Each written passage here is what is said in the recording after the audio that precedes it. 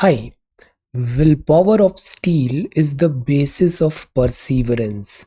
A big part of it is having something to aspire to, something to live for. Today is 9th of July 2021. Let us have a quick discussion of all these important topics. Rapid जी के yesterday questions के answers हैं। Subroto cup associated है football से।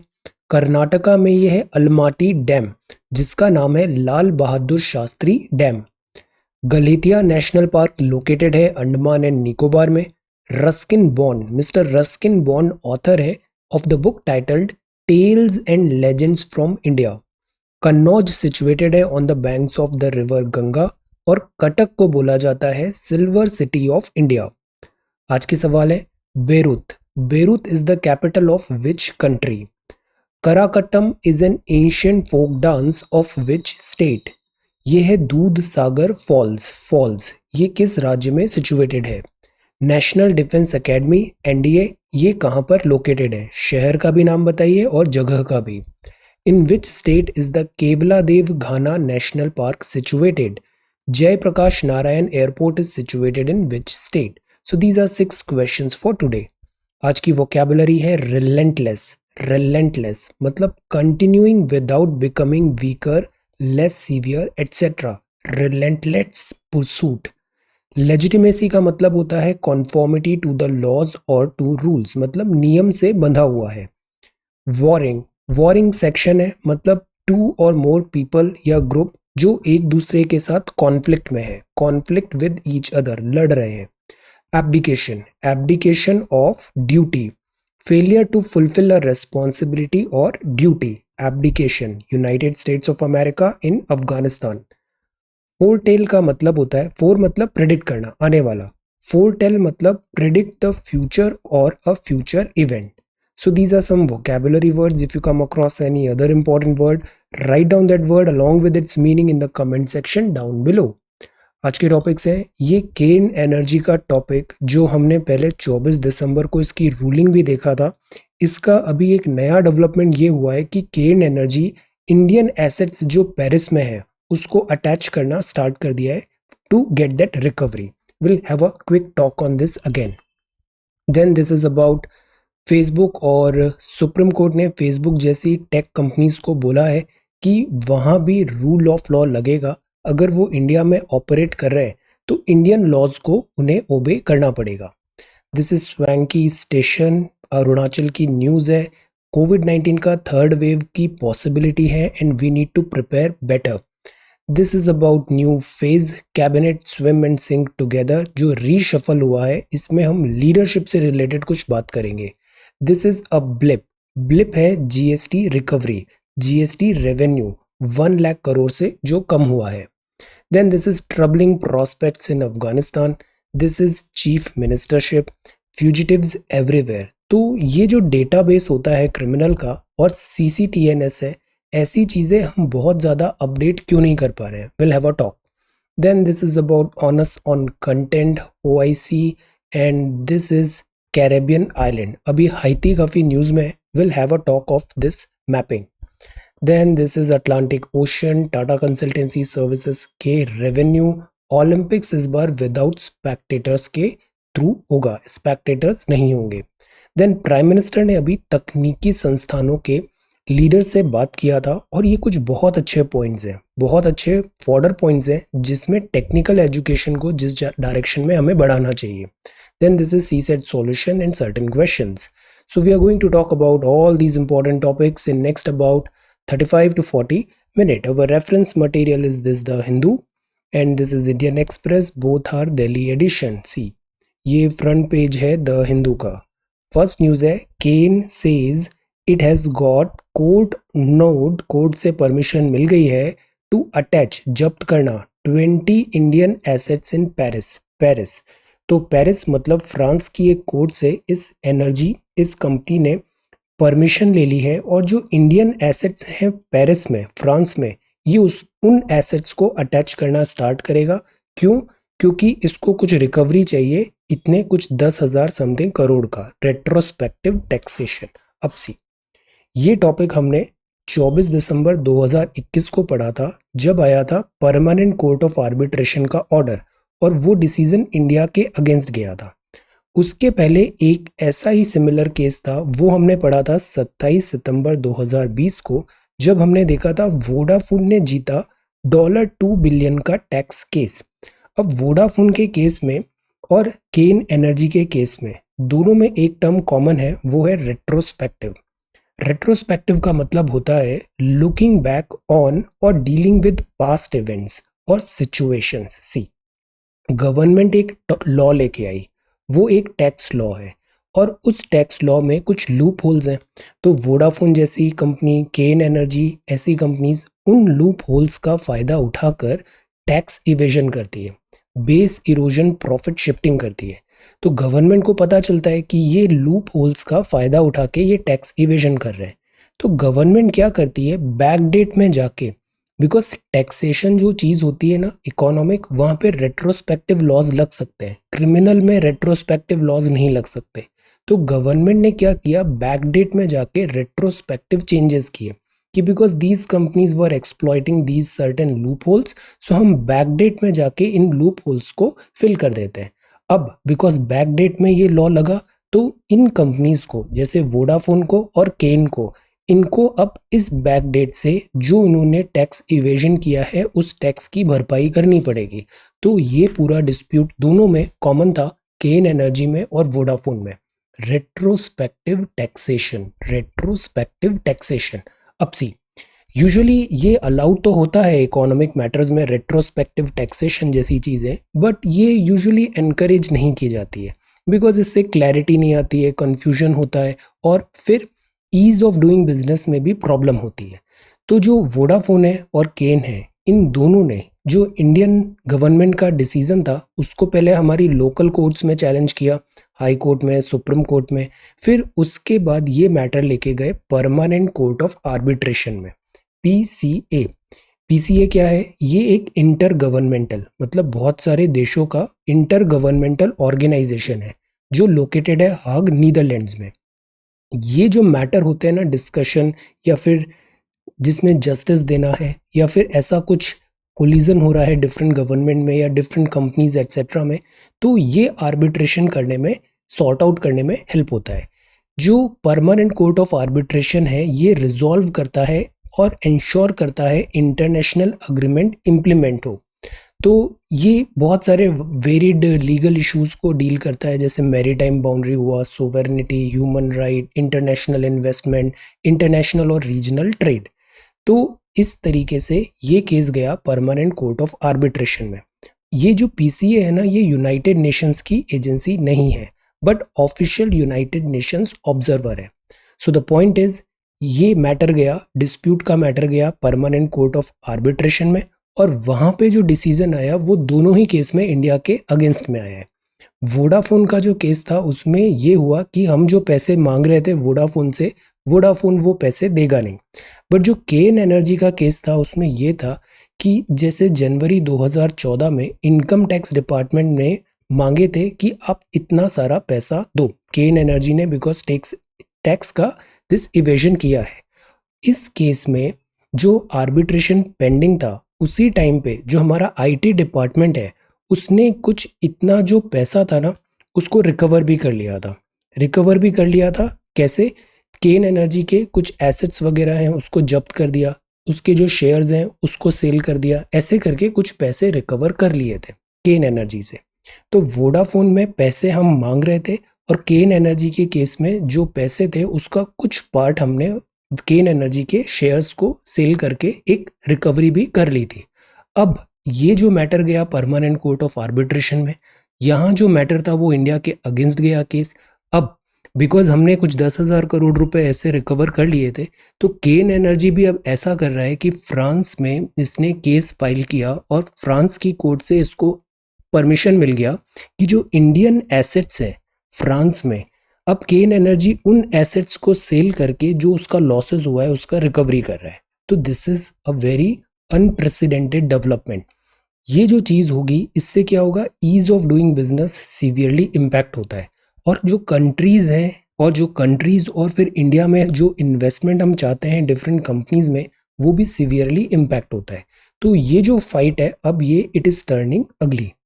सी, brief look है जैसे क्या किया, Paris की कोर्ट ने बोला ये 20 एसेट्स हैं, इसको सिक्योर करके 1.2 बिलियन ड्यूज रिकवर करेगा दिस केन एनर्जी, ये इंडियन एसेट्स हैं।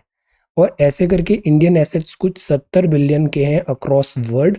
तो केन एनर्जी जहां जहां जुरिस्डिक्शन पॉसिबल है, इंडियन एसेट्स को दिस यहाँ पे अटैच करने का ट्राई करेगा। तो लेट अस सी अब इसमें क्या होता है, इंडिया की तरफ से क्या स्टेटमेंट आता है ऑफिशियल चैनल से, रेट्रोस्पेक्टिव टैक्सेशन।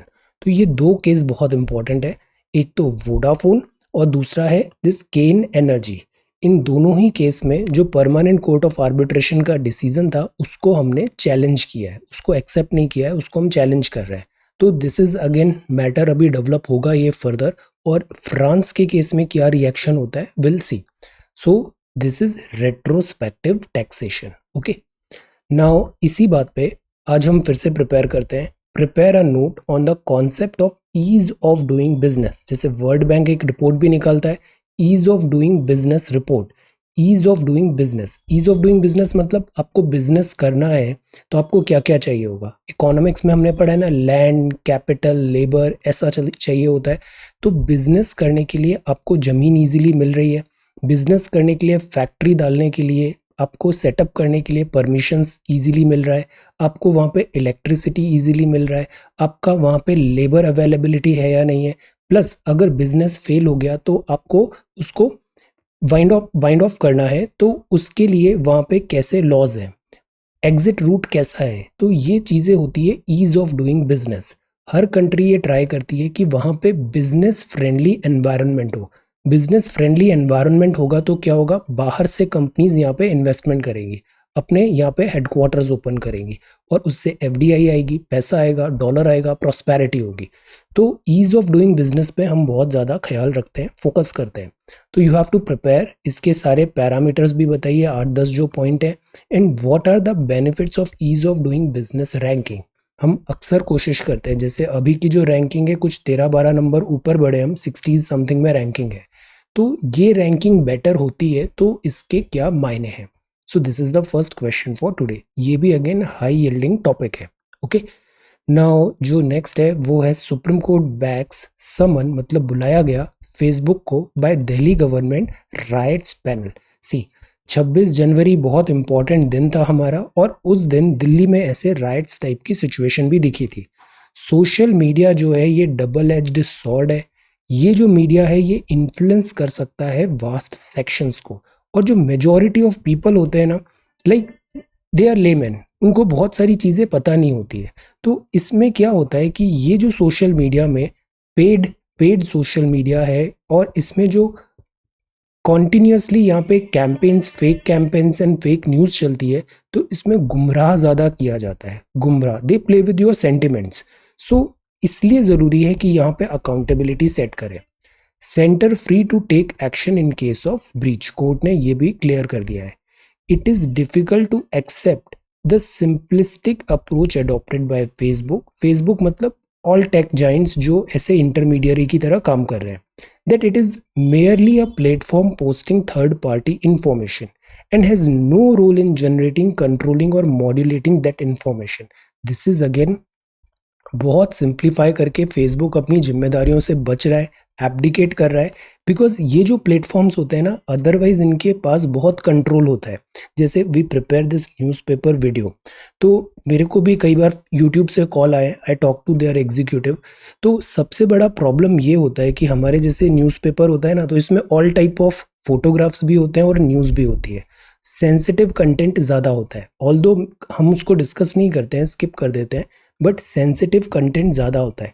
तो अक्सर जो बात होती है ना वो ये होती है सेंसिटिव कंटेंट, मतलब they are monitoring our videos, and because of this sensitive content video में अल्गोरिदम और रैंकिंग में ये जो न्यूज़पेपर टाइप ऑफ वीडियोस होते हैं ना, ये कभी भी पिक नहीं होते। So that is why views and all हमेशा कम रहते हैं इस टाइप के वीडियोज़ में। तो द पॉइंट इज़ कि दे आर मॉनिटरिंग, ये एक चेक भी लगाते हैं। ये चेक लगाते हैं कि जैसे वीडियो अपलोड होता है ना, तो उसमें एक चेक चलता है पहले कि इसमें जो कंटेंट है वो ऑडियंस के लिए सूटेबल है या नहीं है. Such type of check is there. So the point is, if check is there, so they are also having this power to eliminate content which is wrong. जिसे जो seriously wrong content है उसको ये eliminate कर सकते हैं. So the point is, they cannot abdicate their duty. Will your officers follow law. High court ने ऐसे ही ट्विटर को कहा. जैसे ट्विटर भी बड़ा एक्टिव होता है, डोनाल्ड ट्रम्प को बैन कर दिया, ऐसे जो भी कंटेंट होते हैं तो they are monitoring. They have a very strong tool kit जिससे ये मॉनिटर कर सकते हैं ऑनलाइन कंटेंट को.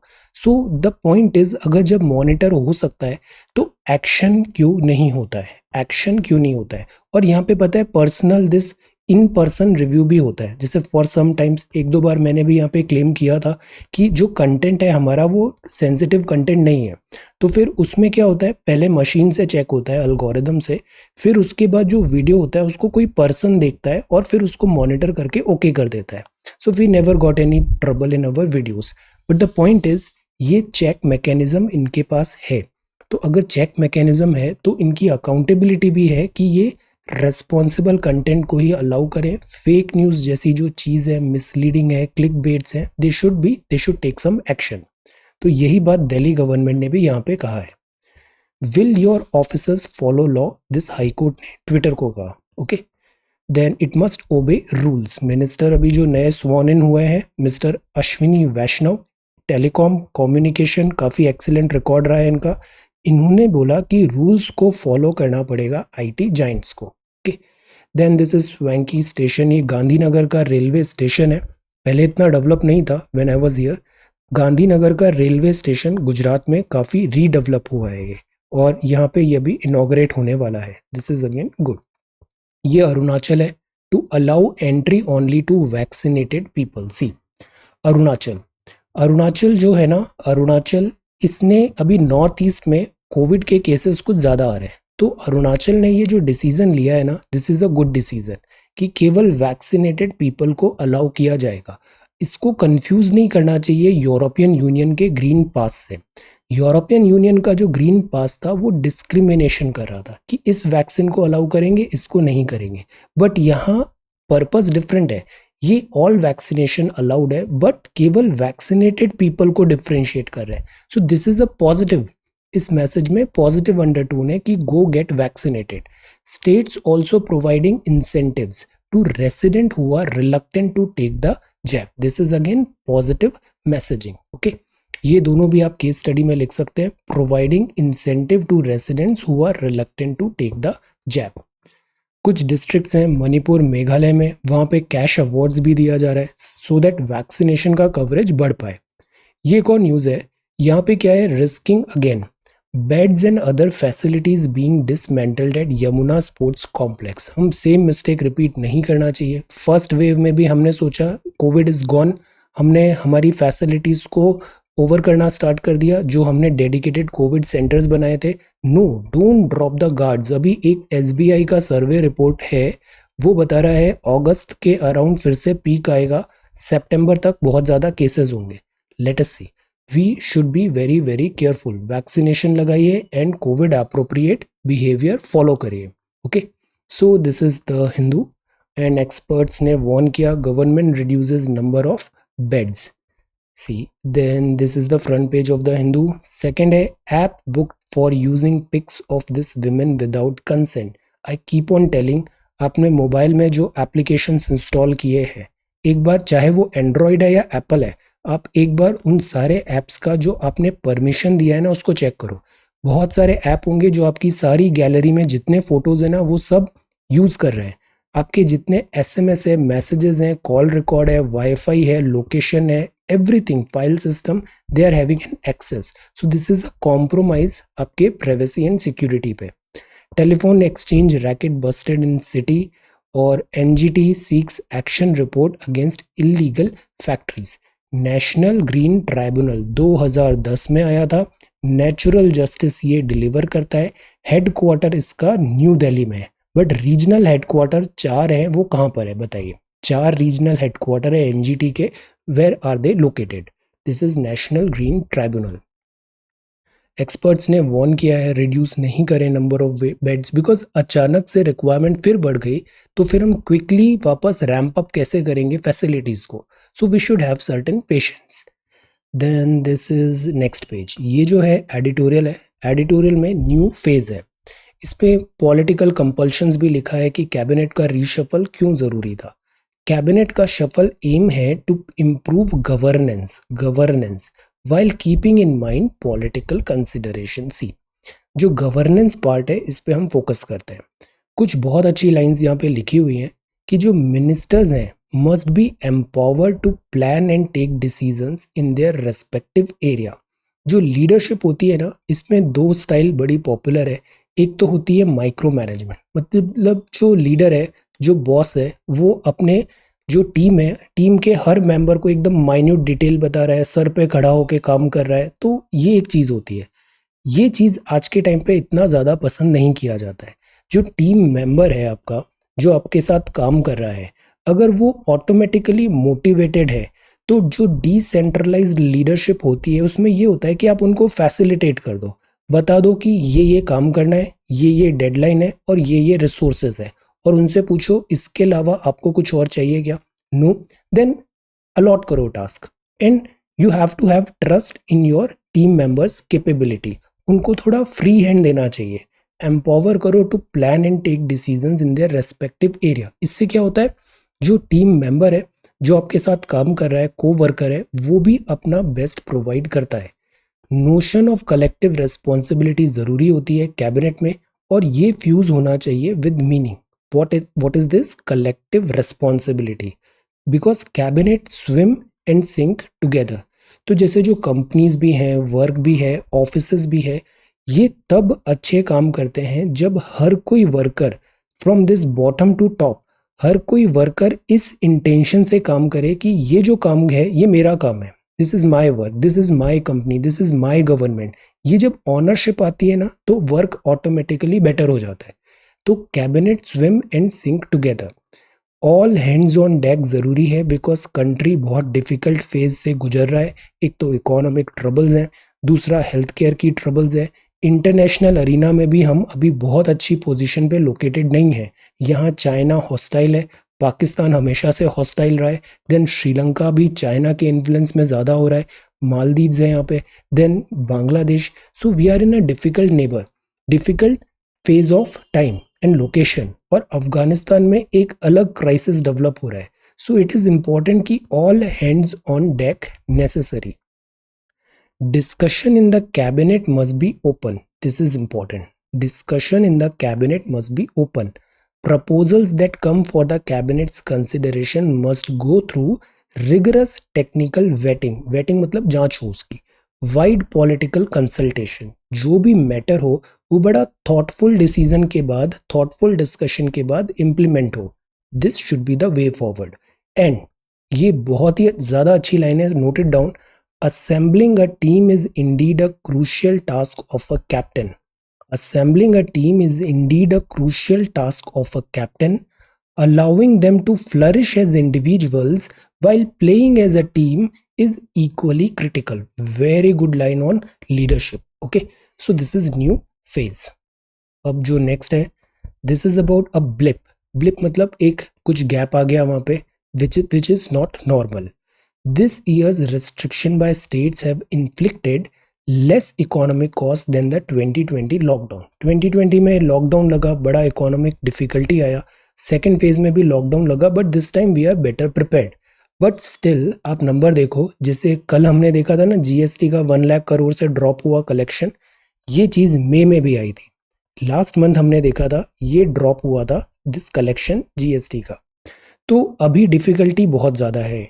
इकोनॉमिक डिफिकल्टी अगर हम देखें तो रिजर्व बैंक ऑफ इंडिया का मंथली बुलेटिन अभी आया था.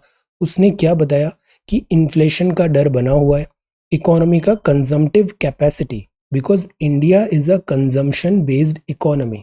हम एक्सपोर्ट नहीं करते, हम जो मैन्युफैक्चर कर रहे हैं उसको खुद ही कंज्यूम भी कर लेते हैं.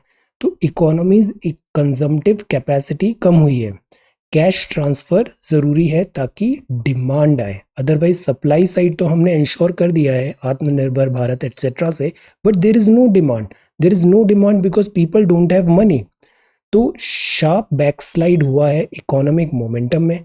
सेकेंड कोविड वेव के कारण डिमांड शॉक आया है, loss of mobility, then discretionary spending कम हुई है, अनएम्प्लॉयमेंट बढ़ा है, तो economy is in doldrum.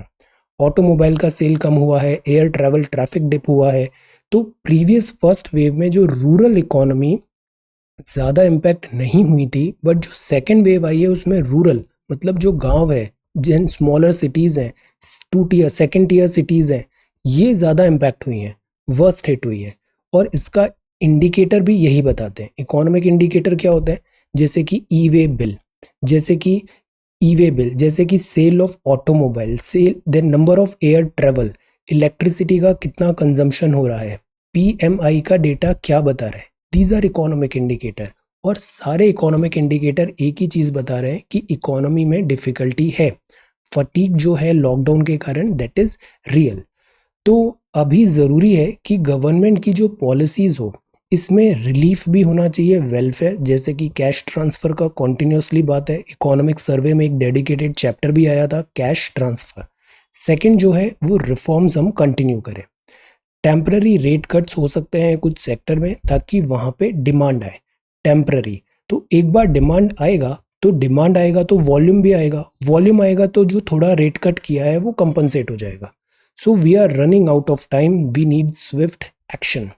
Structural correction ज़रूरी है जीएसटी रिजीम में, and the inclusion of petroleum and electricity भी जीएसटी में आ जाए, तो इससे जीएसटी के कारण सिंप्लीफाई होगा और पेट्रोल और डीजल का प्राइस भी कम होने के अच्छे चांसेस हैं। Let us see a blip. Then this is troubling prospects in Afghanistan. ये एक बहुत बड़ी प्रॉब्लम डेवलप हो रही है अफगानिस्तान। सी 2001 में जब यूएस प्रेसिडेंट जॉर्ज बुश थे, इन्होंने बोला था कि हम अफगानिस्तान में इन्वेजन कर रहे हैं, अफगानिस्तान में दिस वॉर ऑन टेररिज्म कर रहे हैं। Why? To build a stable, strong, effectively govern Afghanistan that won't degenerate into chaos. Fast forward to 2021, USA जो बोलता है और यूएसए जो करता है, अगर आप क्लोजली मॉनिटर करोगे ना, दोनों में बहुत डिफरेंस है। 2021 में United states handed over the Bagram airbase अभी कुछ ही दिन पहले टू द अफगान अथॉरिटी, और ये एक सिंबॉलिक एंड है टू इट्स मिलिट्री प्रेजेंस। तो इस 20 साल में जो यूएसए ने यहाँ पे डैमेज किया इस पूरे लोकेशन में, उसकी अकाउंटेबिलिटी कैसे सेट होगी? बाकी रेगुलर टॉक्स हैं यहाँ पे कि अफगानिस्तान एक बहुत कॉस्टली मिस एडवेंचर था, यूनाइटेड स्टेट्स का हाई हैंडेडनेस था, यूएसए ने यहाँ पे परफॉर्म नहीं किया। पॉलिसी दिस ड्रॉबैक्स है ये। यूएस विड्रॉवल के कारण सिचुएशन और वर्जन हो सकती है। तालिबान यहाँ पे काफ़ी स्ट्रॉन्ग होता जा रहा है। देन पाकिस्तान को लगता है वो तालिबान को कंट्रोल कर पाएगा, बट ऐसा होना का चांसेस कम है। तालिबान अपना इंडिपेंडेंटली वर्क करेगा, बिकॉज अगर अफगानिस्तान की हिस्ट्री हम देखें तो अफगान में सोवेर्निटी बहुत ज़्यादा, in this tribals in this sovereignty को बहुत ज़्यादा इंपॉर्टेंस देते हैं। ब्रिटिशर्स ने भी यहाँ पे एक बार मिस एडवेंचर किया था, यहाँ का रूलर चेंज किया था, बट लोगों ने एक्सेप्ट नहीं किया। सो दिस इज द प्रॉब्लम। अगर अफगानिस्तान एरिया में ये क्राइसिस बढ़ेगा, रिफ्यूजी क्राइसिस आएगा, all neighboring countries are going to pay for this. So that is why we are running out of time again in this Afghanistan quagmire. Then should only elected legislators be eligible for chief ministership? Before that, this is, ये बात है जैसे अभी उत्तराखंड के chief minister ने resign किया because वो CM हो गए थे, 6 महीने के अंदर उन्हें असेंबली का पार्ट बनना है, बट अभी चुनाव हो नहीं सकते, इलेक्शन कमीशन ऑफ इंडिया, और बिकॉज कोविड का भी इम्पैक्ट है, और 1 साल से कम यहाँ पे जिस विधानसभा का समय बचा हुआ था, तो उस केस में जो चुनाव कराने होते हैं बायपोल, वो ऑप्शनल होते हैं। तो should only elected legislatures be eligible for chief ministership? अब इस बात पे सवाल ये उठ रहा है कि क्या केवल जिसने चुनाव लड़ा है और चुनाव जीता है और चुनाव जीत के जो विधानसभा का सदस्य बना है, क्या केवल उन्हीं लोगों को चीफ मिनिस्टरशिप का पद मिलना चाहिए? This is again one question. ये आने वाले टाइम पे ये टॉपिक काफ़ी ज़्यादा आने वाला है, इसको रिविजिट करेंगे हम, बिकॉज वेस्ट बंगाल का भी similar type of case develop हो रहा है।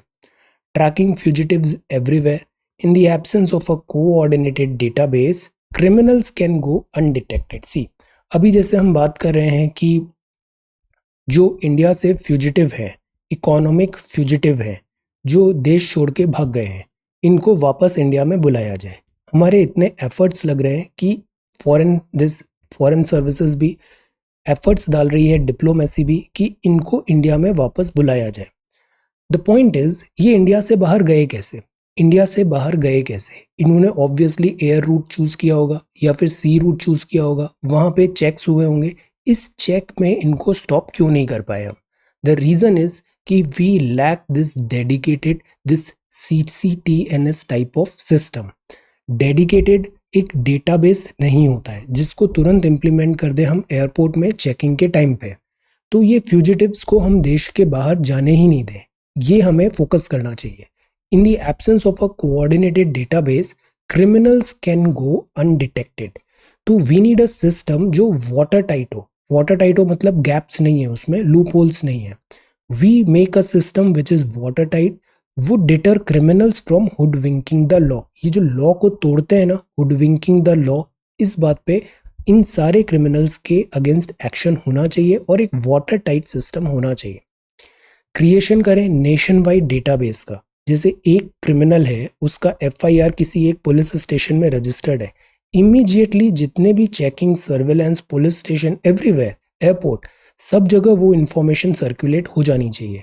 क्रिएशन करें nation wide database of wanted persons which could be accessible for police agencies, public and others, जैसे पासपोर्ट या इमिग्रेशन अथॉरिटी है, यहाँ पे डेटा आए तुरंत, ताकि जो ऑफिसर यहाँ पे देखेगा पासपोर्ट आया, नंबर डाला, तुरंत आ जाएगा कि ये रेड है बिकॉज इसके अगेंस्ट एक FIR रजिस्टर्ड है। तो we need such type of system. तो इसी के लिए है ये CCTNS। इसकी वेबसाइट है, बड़ी अच्छी वेबसाइट है, हैव अ विजिट। ये है crime and criminal tracking network and system. Crime करने वाले क्रिमिनल को ट्रैक करना है, नेटवर्किंग सिस्टम। ये आता है this ministry of home affairs, crime and criminal tracking network system.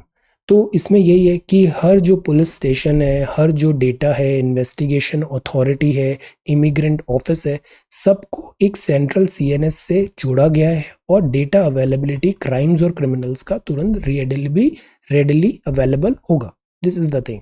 तो again this is a case of use of technology so that monitoring जो है वो हम बेटर कर पाए और फ्यूजिटिव्स नहीं हो, ये देश छोड़ के भाग नहीं पाए, इनको तुरंत हम यहाँ पे अरेस्ट कर लें।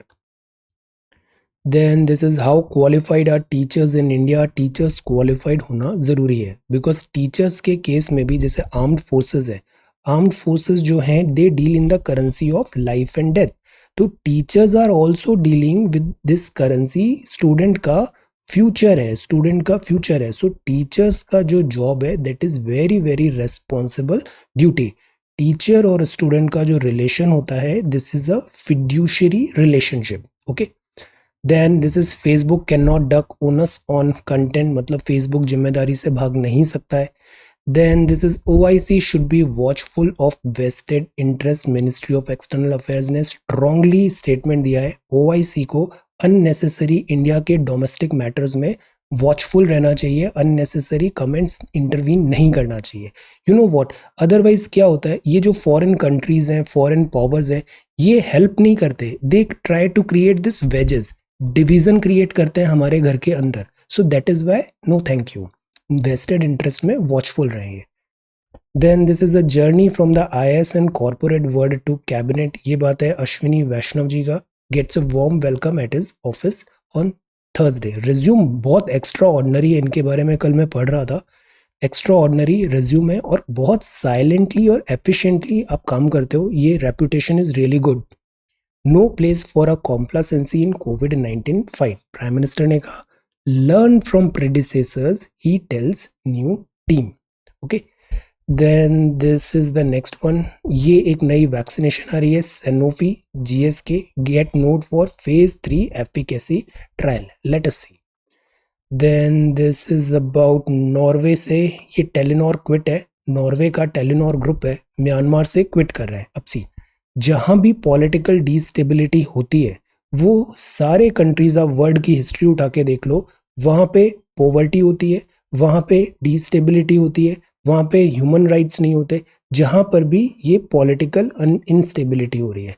तो this is the primary reason Pakistan में कभी भी ग्रोथ एंड डेवलपमेंट नहीं हुआ। बिकॉज यहाँ पे हमेशा पॉलिटिकल अनसर्टेनिटी रहती है। एक डेमोक्रेटिकली इलेक्टेड प्राइम मिनिस्टर है, उसको मिलिट्री का एक रूलर, मिलिट्री का जनरल आके कू कर देगा, फिर मिलिट्री जनरल को कोई और कू कर देगा, सबको देश छोड़ के भागना पड़ता है। ये पाकिस्तान का हिस्ट्री रहा है। Same is with this Myanmar. Myanmar में भी पॉलिटिकल इनस्टेबिलिटी हमेशा से रही है। सो दैट इज वाई यहाँ पर ग्रोथ एंड डेवलपमेंट ज़्यादा होता नहीं है। फिर then this is Tata consultancy services. Q1 का नेट क्लाइम इतना हुआ है, growth in North America good, IT is doing good. Then low base के कारण जून में रिटेल व्हीकल के नंबर बढ़ गए हैं सेल्स के in percentage term, because this is primarily a pent up demand. Pent up demand मतलब आपको कुछ सामान खरीदना था, लॉकडाउन लग गया तो आप सामान खरीदे नहीं, 2-3 महीने बाद जैसे ही लॉकडाउन रिलीज हुआ आप तुरंत सारे सामान खरीदोगे तो वो स्पाइक आ जाएगा डिमांड में, बट वो स्पाइक सस्टेन नहीं करता है। सेंसेक्स स्लाइड हुआ 0.92%। Make non permanent staff eligible for shares, SEBI panel, ये है विंबलडन। और Olympics to be held without spectators. Olympics कराना ज़रूरी है, बिकॉज अगर स्पेक्टेटर्स नहीं भी होंगे एटलीस्ट डिजिटल टीवी और मीडिया इसमें तो प्रेजेंस होगा, उससे भी टोक्यो को काफ़ी ज़्यादा दिस रेवेन्यू जनरेट होगा। तो दिस इज़ गुड, ओलंपिक्स होने चाहिए बायो बबल बना के प्रॉपर सेफ्टी एंड प्रिकॉशंस के साथ। So this is the Hindu. अब ये इंडियन एक्सप्रेस है। Delhi can't afford riots like in February 2020. Facebook role must be looked into. Supreme Court ने कहा good. Kane gets ruling to freeze Indian assets in Paris. Let us see. Lopsided 2011 census. Kerala का paradox. Paradox क्या है? Vaccination लगी है तो cases कम होने चाहिए, बट यहाँ पे वैक्सीनेशन के बाद भी न्यू इन्फेक्शन के केसेस बढ़ रहे हैं, बट स्टिल हमें वैक्सीनेशन लगानी है, बिकॉज वैक्सीनेशन एटलीस्ट हॉस्पिटलाइजेशन को कम करेगी, चीज़ वर्जन नहीं होगी, लाइफ और डेथ में हेल्प करेगी। This is cooling operations. बारिश और दिस गर्मी भी, तो यहाँ पे ऐसे रोड साइड पानी डाला जा रहा है। देन रेस्टोरेंट्स हैं, ओपन एयर डाइनिंग की ये बात कर रहे हैं। ओपन एयर में मतलब कोविड का ट्रांसमिशन का रिस्क कम हो जाएगा। Then this is former IPS officer. ये भी एक ट्रेंड आजकल काफ़ी देखने को मिल रहा है। जो ब्यूरोक्रेट्स होते हैं या तो ये VRS ले लेते हैं या रिटायरमेंट के बाद they are coming into this political parties. The big reset. Prime minister ने जो मिनिस्टरियल मेक ओवर किया है ये नेसेसरी भी था, but now the time is कि फुल थ्रॉटल फोकस करके कोविड, इकोनॉमिक और इंटरनेशनल एवरीवेयर जो चैलेंजेस है उनको ओवरकम करें। Fire and fire wall. फिर ये बात है लेट्स चेक एंड बैलेंस और on the way down. Federer 22 years of play. Israel levels home of Palestine. Then this is see Johnson ने भी बोला Britain ends role in war. All UK troops returning from Afghanistan. Destroy कर दिया, now they are running away. Then this is हाइती। यहाँ पे एक अभी assassination हुआ है यहाँ के लीडर का। हमको यहाँ की ज्योग्राफी में ज़्यादा हमें जानकारी होनी चाहिए। तो सी जैसे ओशंस होते हैं, ये सदर्न ओशन है, ये जो इधर वाला ओशन है ये नॉर्थ अमेरिका है, ये साउथ अमेरिका है। ये जो ओशन है इधर पैसिफिक है, और बिकॉज अर्थ राउंड है, स्फीयर है, तो ऐसे जियोइड शेप है, तो ये ही पैसिफिक है घूम के, दिस इज पैसिफिक। तो पैसिफिक पैसिफिक जापान के इधर पैसिफिक है, और इधर आ जाता है नॉर्थ और साउथ अमेरिका। ये है आपका एशिया। एशिया में इंडिया, और इंडिया के नाम पे दिस इज इंडियन ओशन, और नीचे होता है दिस अंटार्कटिका सदर्न, और ऊपर होता है आर्कटिक। ये जो दोनों लैंडमास है ना, ज्योग्राफी में हम पढ़ते हैं, पहले ये दोनों एक थे। जिग्सॉ फिट यहाँ पे दिख रहा है, देखिए ये ऐसे यहाँ पे आ जाएगा और दिस। सो ये दोनों एक बहुत समय पहले ऐसे मर्ज थे, but because of this mid oceanic rift और बिकॉज ऑफ टेक्टोनिक थ्योरी ये स्प्रेड होने लग गए, और बीच में एक नया ओशन बना, अटलांटिक ओशन। ये नॉर्थ अटलांटिक है, ये साउथ अटलांटिक है। तो जैसे नाटो हमने पढ़ा था ना, नॉर्थ अटलांटिक ट्रीटी ऑर्गेनाइजेशन, वो प्राइमरली USA और यूरोप के इन कंट्रीज के बीच में है, नॉर्थ अटलांटिक कंट्रीज। फिर ये मेडिटेरेनियन है। अटलांटिक ओशन और वो भी नॉर्थ अटलांटिक ट्रेड के लिए बहुत इंपॉर्टेंट सी रूट रहा है, बिकॉज ये USA और ये यूरोप, तो ये बहुत इंपॉर्टेंट रहा है। आज की डेट में वो इंपॉर्टेंस अब आ रहा है इंडियन ओशन का। तो we should be knowing about these oceans. अब ये नॉर्थ अमेरिका है, ये साउथ अमेरिका है, और ये जो बीच का एरिया है ना, यहाँ पर है कैरेबियन आइलैंड्स। वेस्ट इंडीज जो है ना क्रिकेट टीम, वो यहीं से आती है। तो ये यूएसए का फ्लोरिडा है, इसके बाद ये हवाना है, और ये जो है दिस इज हाइती, किंगस्टन, ये हाइती, ये पूरा एरिया है। This is Caribbean sea.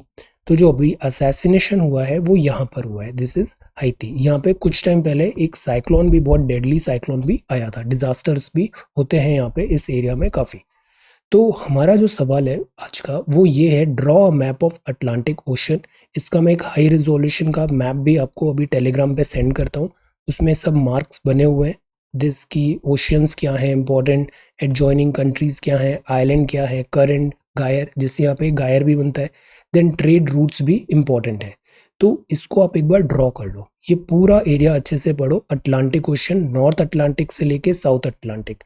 Geography का एक बहुत बड़ा सेक्शन कंप्लीट हो जाएगा, मैपिंग भी और एमसीक्यू के लिए भी दिस इज गुड। ओके, तो ये बात थी दिस यहाँ पे बैटल गनमैन। अब ये एक्सप्लेन सेक्शन है। कोऑपरेशन मिनिस्ट्री एक नई अभी आई है, ये आई है कोऑपरेटिव्स के लिए। कल हमने हिंदी में देखा था सहकारिता, दिस इज कोऑपरेटिव। तो जैसे अमूल डेयरी है, अमूल डेयरी क्या है, कोऑपरेटिव है। एग्रीकल्चर में कोऑपरेटिव्स काफी देखने को मिलते हैं, शुगर मिल में, स्पिनिंग मिल में। तो कोऑपरेटिव मतलब हर किसी के पास से 100-100 रुपए, तो वो अपने रिसोर्सेज को पूल कर रहे हैं, बहुत सारे लोग अपने रिसोर्सेज को पूल कर रहे हैं, तो इनके पास कलेक्टिव बार्गेनिंग पावर आ जाएगी। पूल्ड रिसोर्सेज है फार्मर्स के, और पूल्ड रिसोर्सेज को कंबाइन करके फिर जब, बिकॉज इकोनॉमी ऑफ स्केल होगा, तो इसमें ज़्यादा रिसोर्सेज होंगे, ज़्यादा अच्छी मैनेजरियल प्रैक्टिसेस होगा, डिसीजन मेकिंग बेटर होगा, और ओवरऑल ये इनकी एक कंपनी खड़ी हो जाती है, जिससे फिर ये काफ़ी अच्छा इकोनॉमिक प्रॉस्पेरिटी जनरेट कर पाते हैं। तो by definition cooperative are organisations formed at the grass root level, एकदम जमीनी स्तर पर, people to harness their power of collective bargaining towards a common goal, dairy, agriculture etcetera. Problem ये है, ये जो कोऑपरेटिव है ज़्यादातर महाराष्ट्र, गुजरात, कर्नाटका में देखने को मिलता है। तो मिनिस्ट्री ऑफ कोऑपरेटिव बनाने का पर्पस ये है कि पैन इंडिया मूवमेंट हम लाएं। इससे क्या होगा, ग्रोथ एंड प्रॉस्पेरिटी बेटर होगी, और जो फ्रूट्स हैं वो डिवाइड होंगे, वो प्रॉपरली इक्विटेबल डिस्ट्रीब्यूट होंगे। देन सेंसेक्स प्रॉफिट बुकिंग हो रही है, इक्विटी फंड्स हैं, LIC to have CEO MD, post of executive chairman का पोस्ट स्क्रैप कर दिया गया है। TCS के रिजल्ट्स अच्छे आए हैं। So this is Indian express. कल प्राइम मिनिस्टर ने तकनीकी संस्थानों के चीफ से बात किया था, जैसे आप IISc के चीफ है, आप मिनिस्ट्री ऑफ एजुकेशन से हैं, IITs वगैरह से। तो बात यह है कि हमें तकनीकी एजुकेशन, ये बहुत अच्छे पॉइंट्स हैं ऐसे के लिए और इन जनरल सारे सब्जेक्ट्स में, हमें सस्ती और व्यक्तिगत, इंडिविजुअल, सस्ती, चीपर, व्यक्तिगत, अफोर्डेबल, और आर्टिफिशियल इंटेलिजेंस जैसी टेक्नोलॉजी ड्रिवन शिक्षा पर ध्यान देना चाहिए। तो प्राइम मिनिस्टर ने प्रमुख तकनीकी संस्थानों के 100 से अधिक प्रमुखों से बातचीत की थी। क्या बात आया कि जो IIT IISc बेंगलोर के निदेशक हैं उनसे बात हुआ, युवा जो है ना उनमें अनुसंधान और विकास, नवाचार, विज्ञान को लोकप्रिय बनाने के लिए हमें एफर्ट्स डालने चाहिए। रोबोटिक्स पे फोकस करें, ड्रोन पे फोकस करें, ऑनलाइन शिक्षा पे फोकस करें। कोविड की वैक्सीन के लिए जो हमने किया, स्वदेशी ऑक्सीजन कंसंट्रेटर हुआ, सो दैट जो फॉरेन डिपेंडेंसी है वो कम हो। तो oxygen generator, cell therapy, modular hospital, hotspot prediction, ventilator, इन सब चीज़ों पे IITs वगैरह में जो इतने अच्छे ब्रेन हैं उनको चैनलाइज करें, फोकस करें। 5G वायरलेस तकनीक और अनुसंधान जैसी टेक्नोलॉजी पर ध्यान दें। बैटरी। देन यहाँ पे दूसरी बात हुआ, उच्च शिक्षा का डिजिटलीकरण, सकल नामांकन अनुपात बढ़ाने में बड़ी भूमिका, ग्रॉस होता है सकल, निभा सकता है। हम ज्यादा नामांकन करें, ज्यादा से ज्यादा लोग यहाँ पे रजिस्टर हो। तकनीकी शिक्षा में इकोसिस्टम बनाएं। वैश्विक पत्रिकाएं जो हैं, ग्लोबल जो रिलीज होती है बुक्स एंड ऑल, वैश्विक जो मैगजीन्स हैं, क्षेत्रीय भाषा में अनुवाद करने की आवश्यकता है। शिक्षा, स्वास्थ्य देखभाल, कृषि, रक्षा, साइबर प्रौद्योगिकी, ये सारे कीवर्ड्स आप याद रखिए। भविष्य के समाधान विकसित करने पर हमें केंद्र को फोकस करने की जरूरत है, केंद्रित करें यहाँ पे।